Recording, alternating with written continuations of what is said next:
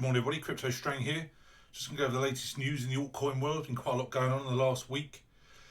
Main thing I saw this on Cointelegraph about the DeFi bubble. We've spoken about a lot about all these DeFi projects and the rapid growth we've had this year. It's been an incredible year for so many DeFi projects. You scroll down at the bottom, what they state there, the decentralized finance, or DeFi for short, movement in crypto has grown explosively over the past several months, and that's by the Twitter analysts. So you can see there the date for May, June, July and August show DeFi crypto assets have surged in price 43%, 56%, 60% and 168% respectively. That just shows up the volume that's going on out there. We'll go through the coin market cap in a minute and you'll see how much volume now is in these DeFi projects.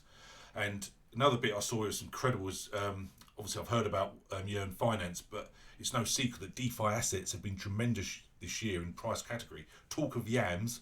We talked about the Yam project the other week when it went, up to $180 and back down to $1. That was the biggest pump and dump I've seen in quite a while. But others greatly profit on the trend. One asset, Yearn Finance YFI, has tallied an incredible price run in recent weeks, going from less than $1,000 past $38,000. That is sort of unbelievable. That's life-changing money. Now, when I scrolled on to CoinMarketCap and Yearn Finance Wi-Fi, you can see it's now ranked 26. The market cap is approaching $1 billion. The volume in the last 24 hours alone is 363 million. But you only have to look at the circulating supply and total supply. Basically, all the total supply is out there, and it's only 30,000. That's why you get a price like that. So, in hindsight, if you heard about this before on Binance, I knew there was only 30,000 out there. Obviously, I would have got in there, but live and learn, as they say. But that's one of the lowest total supplies I've seen in a very long time, and it's still on many big exchanges. You see there, Binance, on Uniswap, OKX, Huobi, all these exchanges scrolling down. Look, absolutely loads of them. So missed out on that one, I'm afraid. But it's still grown 6% over the last 24 hours. But as the news article stated, it's been up to $38,000, ranked 26. Who knows where that's going to lead? Absolutely incredible. Only 30,000 out there, unbelievable. Anyway, moving on. This was sad news. See, police raid South Korean crypto exchange Bithum. I've never actually used Bithum. I know it's very popular and it's got a lot of good reports, but when you read through it, a lot of media outlets in South Korea claim the investigations related to the controversial BXA token issued by the blockchain exchange alliance BXA and the Singapore-based BXA consortium, and the foul takeover of the company by Singapore-based South Korean firm that eventually defaulted on payment. So that's what it's all about. It's all about the BXA token. That token has since seen its value plummet after raising some $25 million in initial coin offering. So, it's got the group of BXA investors have been trying to push ahead with the legal case against Bithum executives. So that's really bad news for Bithum. I always say about exchanges, no one can ever guarantee your coins on an exchange. Binance has got the SAFU, and I like the fact we've got so many levels of security with your email confirmation and your 2FA and your strong passwords, etc. But no one can guarantee it. Now, I'm not saying anything wrong with Bithum, and I say it's got excellent reviews. I'm sure it's a fantastic exchange, but you hear news like this, it puts doubt in your mind about it. I'm on many exchanges and I've joined many, but when I see headlines like this, it's really disturbing. But again, as I always say, with all this, do your own due diligence before you join any exchange, deposit or get coins anywhere, or use your own money, because it's your own risk and it is extremely volatile market. You've seen that this week. I saw the price the other day was at 350 billion. It shot up to over 390 billion. Now we're back down to 374 billion. So it's so volatile. It's all geared by Bitcoin. I know most of it. It just will not go above $12,000. Tried to reach there, then made a massive drop. So it couldn't break that resistance level to break 12,000. But sooner or later, everything won't be governed by Bitcoin. I know we've had massive pumps this year with DeFi, etc. So it's not governed by Bitcoin. But the truth is out there that many coins do follow Bitcoin's percentage growth. That's just the way it goes. Another good news, DeFi project Teller is the latest to turn Chainlink oracles. I had Teller on the channel the other day, or last week. Fantastic to have Nick Fett on. Wonderful project, huge growth this year. Really do like this project. It states there, Teller, blockchain project for decentralized lending, today announced its upcoming integration with Chainlink, which is great, obviously. Teller's now getting on more exchanges. I absolutely love this project. It's done me fantastic since I first got into it. Amazing growth. Last weekend we reached $89. Last time I looked, obviously they had a natural pullback. Because 1 point about 50% of the day, so you get your natural pullback. Last time I looked, it was $58. Still incredible when it was only $7 beginning of July. So wonderful news. I think Tether's going to continue to do well. I think it'll be in the top 100 in no time, and I think it's a real solid project. Again, very low supply really. Last time it was 1,534,000. So in crypto speak, that is very low. So again, that's why I really like Tether. Another in the news was Tezos settles the class action lawsuit over its $232 million ICO. You know, that's what we said about Tezos. There's so much money coming into it, a bit like EOS, you know, in their ICO. So many funds in there to, you know, manage the project and expand it. And it's got there that the Tezos Foundation has settled the class action lawsuit that has been in progress since 2017. The company settled with a plaintiff for $25 million for its ICOs, which raised $232 million. Investors who bought XTZ tokens during Tezos' initial ICO are eligible to file a claim. Investors who sold tokens prior to November the 25th, 2019, at a loss are eligible for compensation. So, not great news for Tezos. I do like the project. It's a wonderful project. I think the next bull run Tezos can do very well. And this is my personal opinion. It's not my favourite, obviously, but I do like Tezos. It's been in my top holdings for a long time now. You know, let's see how they progress. This is obviously not good news. But, as I say, they raised so much in their ICO that they must have a huge treasury of funds to progress Tezos. So, another bit in the news I saw was, I talk about crypto cards a lot. You know, it's the mainstream adoption we want, crypto debit cards. I've never used Revolut, even though it's actually a UK-based company. And it states there, Digital Bank Revolut expands crypto buying and selling service to Australia. So, Revolut, I should look into this. I say I do like my crypto debit cards. My Ethereum one should arrive any day now. That's just great news to back up my WIREX and my crypto.com. So every day now I spend crypto. That's what you've got to do. It's mainstream adoption. There's no point us just using our cards and leaving all our cryptos out there. It's nice to spend it every day. So that's what I do. So again, it's entirely up to you. But that's great to see Revolut. I must look into them, as I say. They've been around quite a while. They do some excellent rewards as well, I believe. So let me know if you use Revolut. I'd like to know if you've ever had any issues. It'd be great to hear some reviews. Also, I do my own research if I join them. Go on like Trustpilot, for example. But I'd love to know if any of you have actually used Revolut. It really does look. So it's been founded in July 2015. UK-based Revolut is a financial services platform offering banking products through its mobile app, generally targeting younger, web-savvy customers. I like that. That's funny. Anyway, the company's expanded its crypto offices internationally this year, most recently to the US. The fact they're in the US, now Australia, they offer supports in states there: Bitcoin, Ethereum, Litecoin, Bitcoin Cash, Ripple and Stellar. So, you know, let's see how they progress, but that's something I definitely need to look into. But I say, definitely let me know if you've used Revolut. My favourite blog is Blockfolio. It's got in there, FTX acquires Blockfolio and bid to expand retail footprint. Consensus, which is a massive company behind many projects, acquires JP Morgan's Quorum Enterprise Blockchain Solution. Total value locked in DeFi surpasses $7 billion. Unbelievable. So you scroll through the rest of the news. Polkadot, source number 6 on the market. We'll go for that in a minute. I spoke the other day about this, that in fact CoinGecko seems to be much further ahead with the latest market caps than CoinMarketCap. You know, Polkadot's was number 5 the other day on CoinGecko.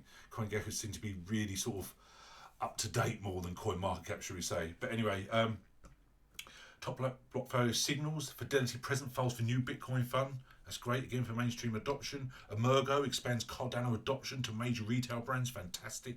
That's what I love. My favourite project, Cardano, still in the news. AVE, again, lend, granted an electronic money institution license in the UK. That's no easy thing to do, trust me, in this country. So, again, fantastic. Tezos releases decentralized price oracle. Ontology, another one of my favourite projects, launches blockchain identity solution for auto industry. Aragon introduced Aragon OS5. That's still a great project. Icon Loop, again, Icon, another one of my favourite projects, announces a partnership with the Shinhan Bank. You know, absolutely incredible. And another one of my favourite projects, again, we've had, you know, Nervous Network on my channel, was Band Protocol, partners with Nervous Network, and list on Binance US. So again, but this is obviously, when you get Fidelity talking anything about crypto, this is obviously great news for mainstream adoption. Fidelity's president, head of strategy and planning today, filed paper at the US Securities and Exchange Commission, informed the regulator of a new fund dedicated exclusively to Bitcoin. Now, this is what we want to see, mainstream adoption. You scroll through, so much news this week. Anyway, so Emergo expands Cardano ADA adoption to major retail brands through the Badali partnership. This is what I want to see with Cardano. As I've always said, hopefully this year we should find out, I believe end of September, when Gongren's being released. I've spoken about Gongren many times. We should get the release date end of September. I'm hoping they're going to state is by the year. We done another AMA the other day and they're hard working to release it, you know, in a good time, and we get that date. I think Cardano's going to have a massive pump on the news alone that is coming out, and also when it's actually released. You know, I'll go for that in a minute when you look at the tokens, the top tokens on CoinMarketCap, how everything is just geared around Ethereum. We'll go for that in a minute. But anyway, also IOHK has just released a new version of the DAO wallet. Now, on my iMac, I've got to update my iMac, to be honest, because the current Sierra part of iMac, I need to update to Mojave. I emailed them and said, why do you keep updating this wallet? You know, it's all settled. And they said, oh, it's just fix some bugs. But it's just a bit frustrating. So they give me actually a link where you can, if you don't upgrade your iMac and you haven't got a way of updating it to the latest version, it's got to be 10.13 and above. They've sent me a link for a Torio. Email them yourselves and they'll send you the links. Or reach out to me, I can send you the links. Again, you've got to be very careful of phishing sites, carry real strong due diligence on that. You don't want anyone, you know, getting hold of your ADA wallet. It's very, very, very important. So anyway, so I've reached out to them, great response within 2 hours. Say the customer support IOHK has always been absolutely fantastic. So to me, this is great. Significance states there, these two partnerships increase the real world utility of Cardano and give ADA holders the option to purchase products from a wide spectrum of some of the world's most well-known brands. The brandmark joint venture further strengthens Emergo as a key solutions provider, and the Oracle core release allows developers to build and run Oracle pools. So again, fantastic news for ADA. Quickly on CoinMarketCap, biggest gainers, as you can see, most of these projects I haven't heard of, to be honest. Some massive pumps there, you know, 7 days. Look at OnLex PA, never heard of it. Over 9,000%. We seem to have one of them a month, you know, we've got over 9,000% in a week, you know, life-changing money, to be honest. Metamorph is doing well. I've heard of that one, that's doing okay. Most of these others are relatively obscure projects. UMA, I've looked at that before. That, you know, again, we can't buy every crypto out there, can we? But UMA, I've briefly mentioned that before, been on a fantastic run the last week, over 200% growth. It's now $22.91. Missed out on that one, okay? The others, Cash AA, say I've heard of that one before. Most of these others are so obscure, so little volume, I wouldn't touch myself with a barge pole, as they say. Biggest losers, again, most of them I haven't heard of. You know, such low volume. We look at these, you know, Sudan gold coin, 53,000, you know, stuff like that. You just wouldn't touch it. But Bitcoin Vault, a lot of people have been talking about that lately. So a massive drop in the last 7 days, 50%. ETH Plus, a lot of people have been pumping that and stating that and hyping that up. I know it went up to, I think I saw some news article, went over, I think it was near $30. And it's now dropped 72% down to $7.29. So see how that stabilises and progresses. But many of these other projects I haven't heard of. So when you go on CoinMarketCap, you can actually go on the top, not just the top 100 projects, coins, whatever you want to call it, but top 100 tokens. And as you can see, the platform. Now, this is what I want to emphasise, the fact that once Gongren's released, I'm really hopeful for Cardano. There's many other competitions, you think of Tezos and EOS and etc. There's many you can build smart contracts on, but at the moment, Ethereum is definitely the king. It is the god. You know, there's a Tron there. Obviously, that's BitTorrent, obviously would be Tron, but there's Binance Coin. It's nearly all of them are basically Ethereum. Now, once Gongren's released, I'm hoping that many projects will go over to Ethereum, especially if there's any more delays with Ethereum 2.0, the scalability problems with Ethereum 2.0. You know, I'm sure I've always said this before, I'm sure once Ethereum 2.0 is released, it's going to do fantastic.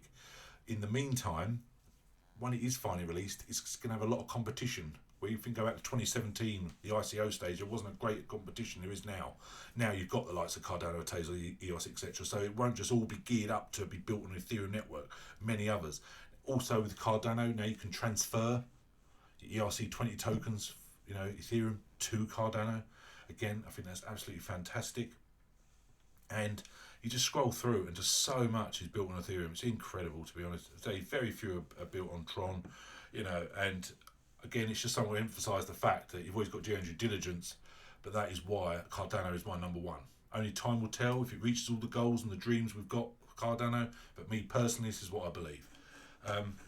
Scrolling across Yeah, just going to go over the market cap. I say it's been fluctuating so much in the last 7 days. We've been right up beyond 390 million, back down to 350. We're now, you can see the top 10. Now Cardano's actually dropped to number 12. It's not a huge amount of difference really in the market caps from number 12 to sort of number 8. I'm sure once ALTCOIN news comes out and actually released, it will easily be back in the top 5. But the reason I emphasise this is Polkadot. There you go, straight in. When CoinMarket finally sorted out the actual market cap of Polkadot, it's in at number 5. It's overtaken Chainlink at the moment, $6. Now, I've been stocking up on Polkadot recently. I've done a video recently, of my video, the coins I'm buying in September this month, and I did mention I will be getting more Polkadot. I think this price could go anywhere, to be honest. It's had such a major pump. We've had it before, we've had then quite a big pullback, or you see what Chainlink's done, and it could just continuously rise. I wouldn't be surprised if in a month, 2 months, that's $20 Polkadot, or $30. I wouldn't be surprised if it went back down to $3. It is so volatile. That's why me personally, Polkadot I've got is for long-term hold. I think it's a wonderful technology. The ex-guy of Ethereum, I think they've got a great team. I really do have high hopes for Polkadot, but again, time will tell. Talking about Ethereum, Vitalik Buterin is always in the news, isn't he? The founder of Ethereum raised concerns over yield farming. Now, yield farming is the latest hype with the DeFi. Crazy projects with crazy returns. Talk about Yam, I say last week, just ridiculous how it grew and then just completely dumped. And he states there, Ethereum founder, farming skeptic. Buterin has earlier called the yield farming frenzy as one to be wary of, especially as most of these protocols such as SushiSwap and YFL Link remain unaudited and yet continue to lure investors as their tokens rise in value. So it is a hype at the moment, massive bubble, but again, time will tell where yield farming progresses.